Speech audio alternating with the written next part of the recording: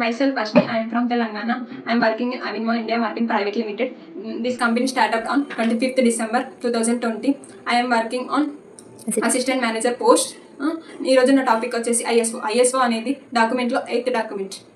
ISO అంటే మన brand అనేది నేషనల్ నుంచి ఇంటర్నేషనల్కి ప్రమోట్ చేయాలి. మన కంపెనీ అనేది గ్రూప్ వర్క్గా చేస్తుంది. గ్రూప్ అనేది డెవలప్ అయితే టీం వర్క్ అవుతుంది. టీం వర్క్ అనేది డెవలప్ అయితే కంపెనీ గ్రోత్ అవుతుంది. ఇట్లా అందరం కలిసి టీం వర్క్ చేస్తే కంపెనీ అనేది జల్దీ గ్రోత్ అవుతుంది. మన కంపెనీ అనేది ఇంటర్నేషనల్కి ప్రమోట్ అవుతుంది.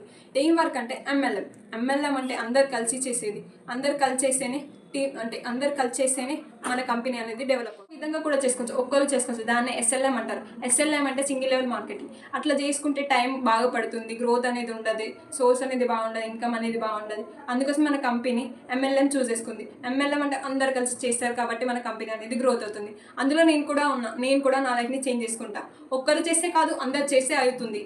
అందుకోసమే అందరూ చేయాలి. అందరు చేస్తేనే మన కంపెనీ అనేది గ్రోత్ అవుతుంది, ఇంటర్నేషనల్కి ప్రమోట్ అవుతుంది.